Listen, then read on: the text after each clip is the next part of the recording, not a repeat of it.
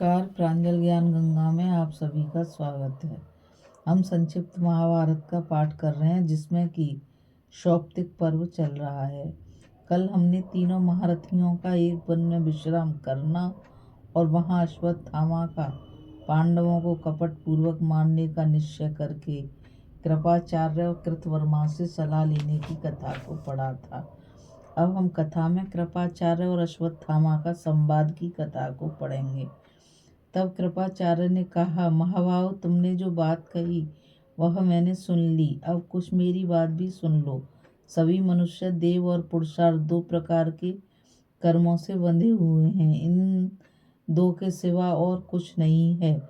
अकेले देव या पुरुषार्थ से कार्य सिद्धि नहीं होती। सफलता के लिए दोनों का सहयोग आवश्यक है। इन दोनों में देव ही फल का निश्चय करके स्वयं उसे देने के लिए प्रवृत्त होते हैं। तो भी बुद्धिमान लोग कुशलता पूर्वक पुरुषार्थ में लगे रहते हैं। मनुष्यों के संपूर्ण कार्य और प्रयोजन इन्हीं दोनों से सिद्ध होते हैं। उनके लिए किए हुए पुरुषार्थ की सिद्धि भी देव के ही अधीन है और देव की अनुकूलता से ही उन्हें फल की प्राप्ति होती है। कार्य कुशल मनुष्य देव के अनुकूल न होने पर जो कार्य हाथ में लेते हैं, बहुत सावधानी से करने पर भी उसका कोई फल नहीं होता। इसके विपरीत जो लोग आलसी और अमनस्वी होते हैं, उन्हें तो किसी काम को आरंभ करना ही अच्छा नहीं लगता। किंतु बुद्धिमानों को यह बात नहीं रुचती, क्योंकि संसार में कोई भी कर्म प्राय निष्फल नहीं देखा जाता, परंतु कर्म न करने पर तो दुख ही दुख दिखाई देता है। जो प्रयत्न न करने पर भी देव योग से ही सब प्रकार के फल प्राप्त कर लेते हैं, अथवा जिन्हें चेष्टा करने पर भी कोई फल नहीं मिलता, ऐसे लोग तो विरले ही होते हैं। तथापि तत्परता पूर्वक कार्य में लगे हुए मनुष्य आनंद से जीवन व्यतीत कर सकते हैं और आलसियों को कभी सुख नहीं मिलता। इस जीवन लोक में प्राय तत्परता के साथ कर्म करने वाले ही अपना हित साधन करते देखे जाते हैं। यदि उन्हें कार्य आरंभ करने पर भी कोई फल नहीं मिलता तो उनकी किसी प्रकार की निंदा नहीं की जा सकती, परंतु जो बिना किए ही फल पा लेता है, उसकी लोक में निंदा होती है और प्राय लोग उसे द्वेष करने लगते हैं। इस प्रकार जो पुरुष देव और पुरुषार्थ दोनों के सहयोग को न मानकर केवल देव या पुरुषार्थ के ही भरोसे पड़ा रहता है, वह अपना अनर्थ ही करता है। यही बुद्धिमानों का निश्चय है। कई बार योग करने पर भी जो फल नहीं मिलता, उसमें पुरुषार्थ की न्यूनता या देव, ये दो कारण हैं। परंतु पुरुषार्थ न करने पर तो कोई कर्म सिद्ध हो ही नहीं सकता। अतः जो पुरुष वृद्धों की सेवा करता है, उनसे अपने कल्याण का साधन पूछता है और उनके बताए हुए हितकारी वचनों का पालन करता है, उसका यह आचरण ठीक माना जाता है। कार्य का आरंभ कर देने पर वृद्धजनों द्वारा सम्मानित पुरुषों से बार सलाह लेनी चाहिए। कार्य की सफलता में वे ही परम कारण माने जाते हैं तथा सिद्धि उन्हीं के आश्रित कही जाती है। जो पुरुष वृद्धों की बात सुनकर कार्य आरंभ करता है, उसे अपने कार्य का फल बहुत जल्द प्राप्त हो जाता है। किंतु जो पुरुष राग, क्रोध, भय तथा लोभ से किसी कार्य में प्रवृत्त होता है, वह उसमें सफलता पाने में असमर्थ रहता है और तुरंत ही ऐश्वर्य से भ्रष्ट हो जाता है। दुर्योधन भी लोभी और ओछी बुद्धि का पुरुष था। उसने असमर्थ होने पर भी मूर्खता के कारण बिना विचार किए अपने हितैषियों का अनादर करके दुष्टजनों की सलाह से यह कार्य आरंभ किया था। पांडव लोग गुणों में उनसे बड़े चढ़े थे, तथापि बहुत रोकने पर भी उसने उनसे बैर ठाना। वह अकेले ही बड़ा दुष्ट स्वभाव का था, इसलिए धीरज धारण न कर सका और न उसने अपने मित्रों की बात सुनी। इसी से अपने प्रयास में विफल होकर उसे पश्चाताप करना पड़ा। हम लोगों ने उस पापी का पक्ष लिया था, इसलिए हमें भी ये महान अनर्थ भोगना पड़ा।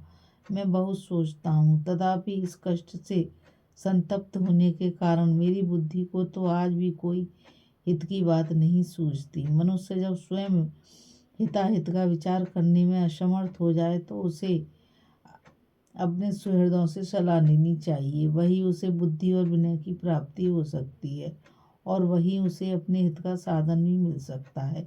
पूछने पर वो लोग जैसी सलाह दें वही इसे करना चाहिए। अतः हम लोग राजा धृतराष्ट्र, गांधारी और महामती विदुर जी से मिलकर सलाह लें और हमारे पूछने पर जैसा वे कहें वही हम करें। मेरी बुद्धि तो यही निश्चय करती है। यह बात तो निश्चित ही है कि कार्य आरंभ किए बिना सफलता नहीं मिलती तथा जिनका काम उद्योग करने का है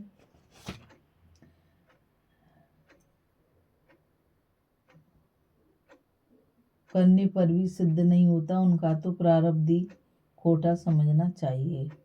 संजय कहते हैं, राजन आचार्य कृप की यह धर्म और अर्थयुक्त शुभ सम्मति सुनकर अश्वत्थामा शोक में देखती हुई अग्नि के समान जलने लगा। फिर उसने मन को कड़ा करके कृप और कृतवर्मा दोनों से कहा, प्रत्येक मनुष्य को तो जुदी जुदी बुद्धि होती है, उसी से वे संतुष्ट रहते हैं। सब लोग अपने को ही विशेष बुद्धिमान समझते हैं। सबको अपनी ही समझ अच्छी जान पड़ती है। वे बार बार दूसरों की बुद्धि की निंदा और अपनी बुद्धि की बढ़ाई करते हैं। यदि किसी कारणवश किन्हीं का विचार बहुत से मनुष्यों से मिल जाता है तो वे एक दूसरे से संतुष्ट रहते हैं और बार बार एक दूसरे का सम्मान करते हैं, किंतु समय के फेर से फिर उन्हीं मनुष्यों की बुद्धियां विपरीत होकर एक दूसरे से विरुद्ध हो जाती हैं। मनुष्यों के चित्त प्राय भिन्न भिन्न प्रकार के होते हैं, अतः उनके विभिन्न चित्तों के परिणाम भिन्न भिन्न प्रकार की बुद्धियां पैदा करते हैं। एक मनुष्य युवावस्था में एक प्रकार की बुद्धि से मुग्ध सा हो जाता है, मध्यम अवस्था में उस पर दूसरे प्रकार की बुद्धि सवार होती है और वृद्धावस्था में उसे अन्य ही प्रकार की बुद्धि अच्छी लगने लगती है। जब मनुष्य पर बड़ा भारी संकट आता है या जब उसे महान वैभव की प्राप्ति होती है तो उसकी बुद्धि में विकार आ जाता है। इस प्रकार एक ही मनुष्य में समय समय पर भिन्न भिन्न बुद्धियां होती रहती हैं। उस समय उसको अपनी पहली बुद्धि अरुचिकर हो जाती है, किंतु जो मनुष्य अपनी बुद्धि के अनुसार निश्चय करके जिस बात को अच्छी समझता है वैसा ही अपना भाव बना लेता है, उसी की बुद्धि उद्योग में सहायक होती है। सब लोग अपनी ही बुद्धि और समझ का आश्रय लेकर तरह तरह की चेष्टाएं करते हैं और उन्हीं में अपना हित मानते हैं। आज आपत्तियों में पढ़कर मुझे जो बुद्धि पैदा हुई है वह मैं आपको सुनाता हूँ। इसे अवश्य ही मेरे शोक का नाश हो जाएगा। प्रजापति प्रजाओं को उत्पन्न करके उनके लिए कर्म का विधान करता है और प्रत्येक वर्ण को एक एक विशेष गुण देता है। वह ब्राह्मणों को सर्वोत्तम वेद विद्या, क्षत्रिय को उत्तम तेज, वैश्य को व्यापार कौशल और शूद्र को समस्त वर्णों के अनुकूल रहने की योग्यता देता है। संयमहीन ब्राह्मण बुरा है, तेजोहीन क्षत्रिय निकम्मा है, अकुशल वैश्य निंदनीय और अन्य वर्णों के प्रतिकूल आचरण करने वाला शूद्र अधम है। मैं तो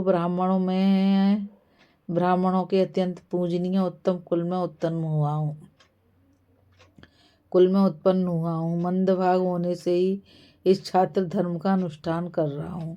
यदि छात्र धर्म को जानकर भी मैं ब्राह्मण तत्व की ओट लेकर इस महान कर्म को ना करूँ तो मेरा यह आचरण सत्पुरुषों को अच्छा नहीं लगेगा। मैं रण क्षेत्र में दिव्य धनुष और दिव्य शस्त्र धारण करता हूँ। ऐसी स्थिति में पिताजी को युद्ध में मारा गया देखकर अब मैं किस मुँह से सभा में बोलूँगा। अतः आज मैं छात्र धर्म का आश्रय लेकर अपने पिता और राजा दुर्योधन के ही मार्ग का अनुसरण करूँगा। आज विजयश्री से ही देदीप्यमान पांचाल वीर बड़े हर्ष से कवच उतार कर बेखटके के सो रहे हैं। अतः आज रात्रि में उन सोते हुओं पर ही मैं धावा करूँगा और नींद में बेहोश पड़े हुए उन शत्रुओं को शिविर के भीतर ही तहस नहस कर डालूंगा, तभी मुझे चैन पड़ेगा। दुर्योधन, कर्ण, भीष्म और जयद्रथ ने जो दुर्गम मार्ग पकड़ा है उसी से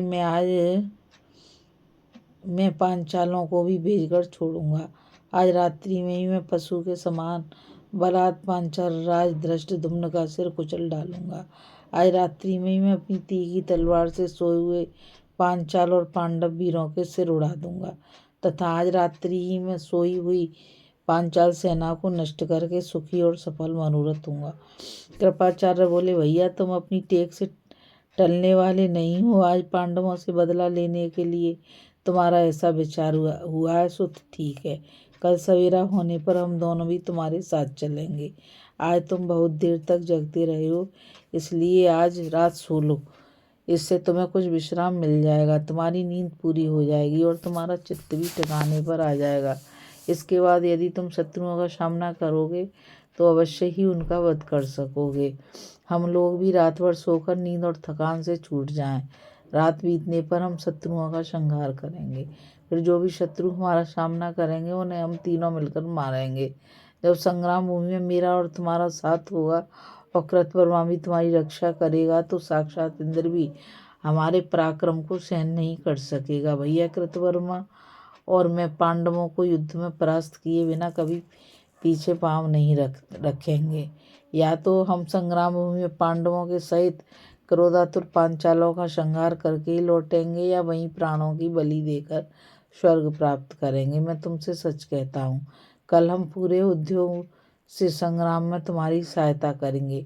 मामा कृपाचार्य जी के इस प्रकार हित की बात कहने पर अश्वत्थामा ने क्रोध से आंखें लाल करके कहा, जो पुरुष दुखी है, क्रोध में भरा हुआ है, किसी अर्थ के चिंतन में लगा हुआ है अथवा किसी कार्य सिद्धि की अधेड़ उनमें व्यस्त है, उसे नींद कैसे आ सकती है। आप विचार कीजिए, आज ये चारों मुझे घेरे हुए हैं, मेरी नींद को तो क्रोध ने ही आराम कर दिया है। इन पापियों ने जिस प्रकार मेरे पिताजी का वध किया है वह बात रात दिन मेरे हृदय को जलाती रहती है। उसके कारण मुझे तनिक भी चैन नहीं है। आपने तो यह सब प्रत्यक्ष ही देखा है, उससे हर समय मेरे मर्म स्थानों में पीड़ा होती रहती है। हाय, मेरे जैसा व्यक्ति इस लोक में एक मुहूर्त भी किस प्रकार जी रहा है। मैंने पांचालों के मुख से द्रोण मारेगा यह शब्द सुना था, इसलिए अब मैं धृष्टद्युम्न को मारे बिना जीवित नहीं रह सकता। राजा दुर्योधन की जंघाएं टूट गईं। उनकी वे दुख भरी बातें सुनकर ऐसा कौन कठोर चित्त है जिसकी आंखों से आंसू नहीं निकलेंगे। मेरे जीवित रहते मेरी मित्र मंडली की ऐसी दुर्दशा हुई, इससे मेरा शोक बहुत ही बढ़ गया है। आजकल मेरा मन एक तार होकर इसी अधेड़ वन में लगा रहता है। ऐसी स्थिति में मुझे नींद कैसे आ सकती है और सुख भी कैसे मिल सकता है। जिस समय दूतों ने मुझे मित्रों की पराजय और पांडवों की विजय का संवाद सुनाया था, उसी समय मेरे हृदय में आग सी लग गई थी। इसलिए मैं तो आज ही सोए हुए शत्रुओं का संहार करके विश्राम लूंगा और तभी निश्चिंत होकर सोऊंगा। कृपाचार्य ने कहा, अश्वत्थामा, मेरा विचार है कि जिस समय मनुष्य की बुद्धि ठीक नहीं है और इंद्रियों पर उसका काबू नहीं है, वह धर्म और अर्थ को पूरी तरह से नहीं जान सकता। इसी प्रकार मेधावी होने पर भी जिसने विनय नहीं सीखी, वह भी धर्म और अर्थ का निर्णय कुछ नहीं समझ सकता। मूर्ख योद्धा बहुत समय तक पंडितों की सेवा में रहने पर भी धर्म का रहस्य नहीं जान सकता। जिस प्रकार कड़छी दाल का स्वाद नहीं चख सकती, किंतु जैसे जीभ दाल का स्वाद तुरंत जान लेती है, वैसे ही बुद्धिमान पुरुष एक मूर्ख भी पंडितों के पास रहकर तत्काल धर्म को पहचान लेता है। जो पुरुष धर्म श्रवण की इच्छा वाला, बुद्धिमान और सतेंद्रिय होता है, वह सब शास्त्रों को समझ लेता है, परंतु जो दुरात्मा और पापी मनुष्य बतलाए हुए अच्छे काम को छोड़कर दुख रूप फल देने वाले कर्मों को किया करता है, उसे किसी प्रकार उस कर्म से नहीं रोका जा सकता। जो सनात होता है उसको सूर्योदय ऐसे कर्म करने से रोका करते हैं, पर उसके प्रारंभ में यदि सुख मिलना होता है तो वह उस कर्म से रुक जाता है, नहीं तो नहीं। जिस प्रकार विक्षिप्त चित्त पुरुष को भला बुरा कहकर काबू में किया जा सकता है, उसी प्रकार सुहृदय गढ़ भी समझा बुझाकर और डांट डपट कर उसे वश में कर सकते हैं, नहीं तो वह वश में नहीं आ सकता और उसे दुख ही उठाना पड़ता है। तात तुम भी मन को काबू में करके उसे कल्याण साधन में लगाओ और मेरी बात मानो, जिससे तुम्हें पश्चाताप न करना पड़े। जो सोए हुए हों, जिन्होंने शस्त्र रख दिया हो, रण और घोड़े खोल दिए हों, जो मैं आपका ही हूँ ऐसा कह रहे हों, जो शरणागत हो, जिनके बाल खुले हुए हों और जिनके वाहन नष्ट हो गए हों। लोक में उन लोगों का वध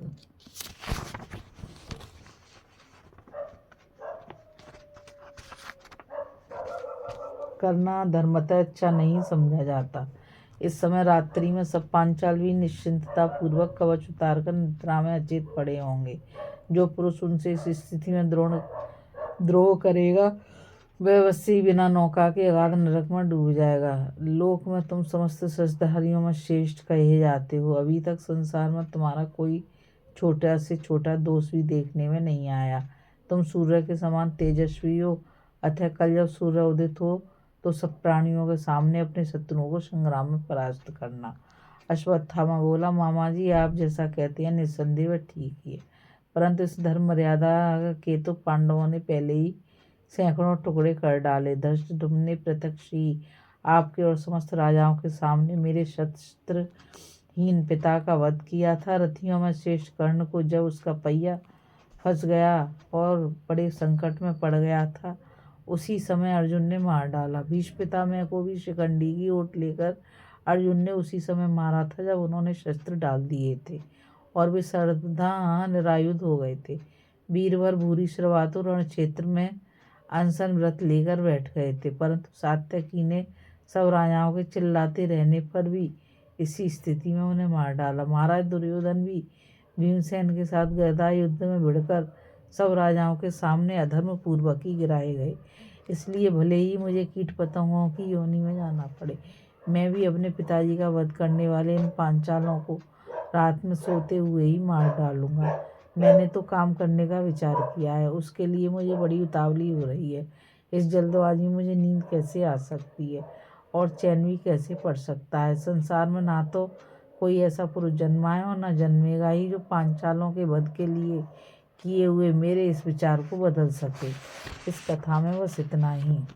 अभी हम कथा में कृपाचार्य और अश्वत्थामा के संवाद की कथा को पढ़ रहे थे। अब आगे कथा में हम अश्वत्थामा का श्री महादेव जी पर प्रहार, उसका पराभव और आत्मसमर्पण करके उनसे खड़ग प्राप्त करने की कथा को पढ़ेंगे। इस कथा में बस इतना ही। मुझ गीता रावत को आज्ञा दीजिए, कल फिर मिलेंगे एक नई कथा के साथ। और मैं आप सभी से यही कहना चाहूँगी कि इस चैनल को ज़्यादा से ज़्यादा लाइक, शेयर और सब्सक्राइब कीजिए ताकि यह अमूल्य ज्ञान अधिक से अधिक लोगों तक पहुँच सके। राधे राधे, जय श्री कृष्णा, नमस्कार।